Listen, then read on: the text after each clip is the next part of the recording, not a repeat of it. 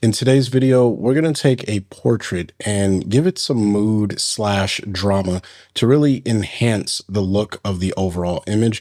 And we're going to do it using AI masking inside of ON1. So let's jump right in. So here we are inside of ON1 Photo RAW. And of course, if you want to follow along, you can download this file using the link in the description box below. This is our portrait image, and it's very flat and it needs some work in order to really start to draw the viewer's eye in contrast. Now, I'm not going to touch anything over here in the develop module. We're going to jump straight into the local adjustment. So with the local adjustment, we have two masks that we're primarily going to use, and we'll work on refining them. The first one is going to be the subject mask. So I'm going to just go ahead and click this, and this is going to make a mask, if I press the letter O, around my subject. This tool works really well when the subject is well defined. This photo is of a female model in, what seems to be a parking lot of some sort. Pretty easy to identify who the subject is. If you have a large crowd of people, this technique may not work the best, but you can always use the brush to mask stuff in. Now, I have her selected, and what I want to do is brighten her up. And then also, I want to get rid of some of this gray tone that's all over her. I don't really care for that. So let's just go ahead and fix that portion first, which is the gray part. So I'm going to grab the black slider, and I'm just going to go ahead and pull that down until her skin starts to get a little bit more depth in it, right? So it doesn't look like all gray and whatnot. And then what I want to do is brighten her up so I can work with the midtones by pulling the midtones to the right, and that works out pretty well. Now, the next step is to make the background a little bit darker, because when you have a subject, she's popping off of the background right now, but the background doesn't have as much contrast as she does. So we need to build some realistic lighting around her, and that's where the next masking tool comes in.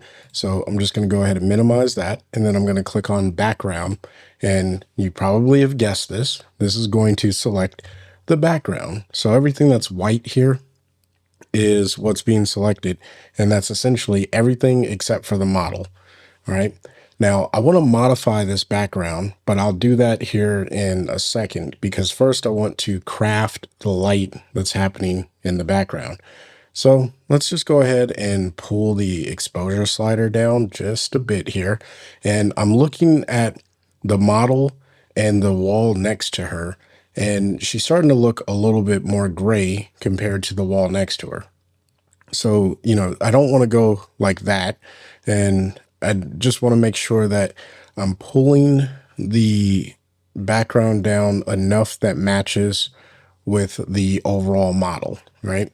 And I think that this looks pretty good. So if I turn this off and turn it on, I think that that looks pretty good. We're even bringing back some information here in the sky, but if I hold my J key down, you'll notice I'm not really going to get any of that information back. That was just blown out in the original, and I'm not overly concerned about getting that back. However, what I want to do is kind of fade this light in, right? I want things to be darker behind her, but I want to bring the light kind of towards my subject. So one of the ways that you can do this is just by using the new masking tools inside of ON1, or at least the masking configuration, if you will. So with my background layer selected, I am going to come up here to mask layers, and then I'm going to click the plus icon and come down to gradient. And then what I want to do is add this gradient mask to the actual, or I'm sorry, I want to subtract this. So we're going to go ahead and hit subtract. And so if I press the letter O, you can see I get a black box over the top. I don't want it to be over the top because I want the light to start coming from the bottom here. So what I want to do is rotate this around like so, and then just pull this down into the corner, and then fade this gradually into the model. So I want to do this while I'm looking at the photo, because again, I want the light to make sense to her. So maybe even tilt it and do something like that. So this is what the mask looks like. It's not very glamorous, but it is effective, because now if I pull down on this dark, or on the exposure, you can see I'm getting just the background a little bit darker. All right. And then I should add in a little bit of contrast to this. So we'll just push that up. And I think we're looking good. So here's the before, and here is where we are so far, but we still have some more work to do. All right. So the next step, what I think this whole thing needs is kind of a glow to work on making this background a little bit softer as well as a little bit darker. So I'm going to come over to effects, and I'm just going to let that load in. This is my effect starting point. I don't have a glow in this particular stack, so I'm just going to go ahead and hit add filter, and then come over to the creative column and then click on glow to select that. And I'm just going to push up on the amount, and I'm looking right back over here. I'm not worried about anything else really. Maybe even increase the halo just a bit. And it actually does look pretty good on the entire image, but I only want it in the background. So I'm going to come up here to mask layers, click the plus icon so I can get this drop down here. And then I'm going to go over to the background, and I'm going to click on subtract. And so what this is going to do is apply it to the model, which is not what I want. I want the opposite. So I'm going to come up here to the top where it says target mask, because I just want to flip the whole thing. I'm going to come over to target mask and click invert. And now it is selecting the background like I want it to. And we'll leave that just like so.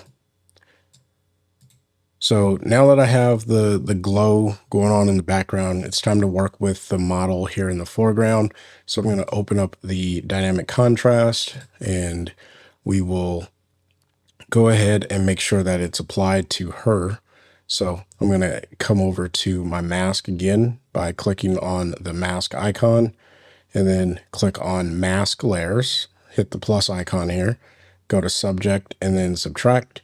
Again, it's going to select the background. It always selects the opposite, but I'm just going to invert this mask so that way I get the selection of the model instead of the background. So just click on the 3-line menu here, hit invert, and so now it's only applying the dynamic contrast to the model. And if I push this a little bit, I'm going to go with surreal, and then I'm just going to back it off and just gradually fade this in to something like that. Now, I feel like the background could probably use a little bit more depth and darkness in it, so I'm going to come back to local. And this is just the way that I work. I go back and forth until I get to the thing that I want, but I'm just going to pull down on that exposure. And I may even need to modify this gradient mask. So one of the things that I haven't covered, but it's pretty straightforward, if you want to modify one of these masks that are inside of like the new layer masking or the mask layers stack, for the gradient, you need to select the gradient tool. So I'm going to press the letter M on my keyboard, and that gives me the gradient tool. And when I hover over the image, I get that overlay again. So now I can readjust where this is actually going. So I could do something like this. And I think that this is going to look a little bit better. Maybe even pull it down and feather this a little bit more. And all I'm trying to do is make the lighting make sense, because I could use the depth lighting, and that probably would have been a better tool, but I wanted to show another technique or a way of crafting the light in the image, and that's the reason why I went with this direction.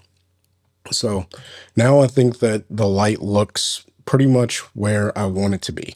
So if I hold down the backslash key and then let it go, you can see what we got so far. Now, the image does look good just like this, but I feel like we can take it a step further, and this is where we move into modifying the color. Now, there's two ways that we can modify this color. I could use the edit color and really like make the wall, the yellow here, a little bit more rich. But instead, what I want to do is actually apply a color grade over the entirety of the photo. So I'm going to grab my color grading tool, and instead of leaving it here in my stack, I'm going to move it to the very top and then turn it on. And what I want to do is make the midtones a little bit warmer. So I'm just going to grab a warmer midtone color, and I don't need a whole lot of this. I just need a good bit. And then I'll come over to my highlights and also make those a little bit more red, kind of playing off of the yellow tones. Because again, we're trying to draw attention, make the photo look more interesting, as well as build mood in the overall image. And then to help balance out all of the tones in the image, we're going to cool off the shadows by moving the shadow slider or the shadow puck into a cooler tone opposite of everything else that we've already put in there. And I think that this looks pretty good right here. So I'm going to go ahead and grab my opacity slider for this whole thing because it looks good, but it's a little too intense. So I'm just going to pull the opacity all the way down, and then I'm just going to watch and filter this in or fade this in until I feel like it's doing what I want it to do. And somewhere around 55 seems to be pretty good. If I turn it off and turn it on, it's a subtle adjustment, but it helps bring the entire image collectively together. Now, the last thing that I would do here, because I feel like I'm running into some contrast, there's a lack of contrast in this image. So I'm going to click on develop, and we'll come to tone and color. And I'm just going to use the contrast slider. I could set my black and white points, but I just want to add some contrast to the overall image. So I'll probably do something like this. And I think that that looks pretty straightforward and actually pretty solid. I could probably even warm this image up just a touch, not a whole lot, just a little bit. And I think that that looks good. So now let's put the real final touches onto this image. So I'm going to hit the letter C on the keyboard to get my cropping tool. And I am going to position her in the frame where I think she looks most savvy. So I'm going to use this left third and put the PowerPoint or intersection point, whatever you want to call it, probably off to the left side here. So that way we're feeding this wall as a leading line right into our subject, who's here on the left third. And then she's taking up this bottom third with both of her knees, and also filling this bottom right quadrant, if you will, with even negative space on the upper right here. We don't really need to see much of this sky because it's blown out, so I'm not trying to preserve any of this information that's over here. That's just a personal preference. You know, you can do what you would like to do. But we'll hit the blue check mark to commit that. And I think that this is a well-balanced portrait for this particular photo. Now, let's just go ahead and do a little bit of extra effect, if you will. So I'm going to leave the color grading at the top. I'm going to click on glow. So this next filter that I apply, hopefully it'll go in between color grading and glow. So I'll hit add filter. We're going to come to textures and just want to make sure. Yep. So the color grading is impacting the texture. And that's the reason why I put the texture filter underneath the color grade. We're going to come over here to category, and we will select grimy grunge textures. Now, this is something that I had extra from ON1 that I've applied to this particular, to my ON1 database, if you will, or my extras. You may not have access to this, but you can go and get any form of textures that you want and load them into ON1, and then you'll have access to them just like I do.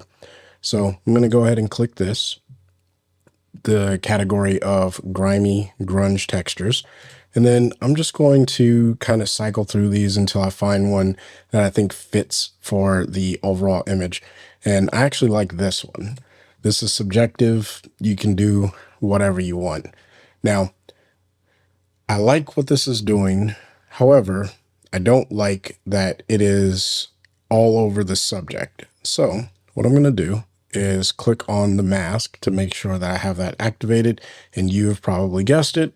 I'm going to use the background mask, and that is going to put the information over the subject, but that's okay because we can come up to target mask and then click the 3-line menu and hit invert. And hindsight, I probably could have just clicked subject and that would have given me the look that I wanted initially without having to do this invert stuff, but I didn't think about that. So now what I need to do is take a look at it, make sure that it doesn't really overlap with the primary subject. And I think that that looks pretty good. So let's go ahead and hit the backslash key to look at the before and the after. Now, I think the overall image looks good, but her face is still a little dark. So I'm going to come over to local. And this time I'm just going to take a simple brush tool because we need to be able to use the basic tools inside of ON1 in order to do what we need to do. And I'm just going to increase the exposure ever so slightly and open up some shadows just a little bit. And I'm just going to go ahead and paint over her face to bring some light into her face. And I think that that looks perfect. So here's the before without any adjustments, straight out of camera. And here is the after. Now, I could probably even come in and rotate this if I was really thinking, because the image is just slightly crooked, but that's, really splitting hairs. And then I'll just reposition this so I don't cut off her toes because that would be weird. And yeah, do something like that. And so here is the before without any of the adjustments, and here is the after. So hopefully you found some value in today's content. If you did, smash the like button, and if you want to see more, consider subscribing.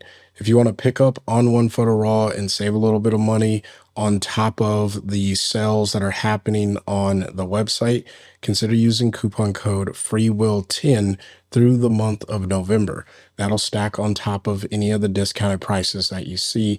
So it's a win-win because you get to save money and you also help this channel out at the same time, because that is an affiliate coupon code, which means I make a commission from everyone who uses it, but I greatly appreciate it. Now, of course, if you got questions about ON1 Photo RAW, leave them in the comment section. But if you really want to learn how to use the software, consider signing up for a training call with me where I'll go over your workflow with you and help you understand ON1 Photo RAW for the things that you care to learn how to do and understand about the software. A link for that can be found in the description box below, and I look forward to meeting with you. Until the next time, I want you to stay inspired and keep creating. Peace.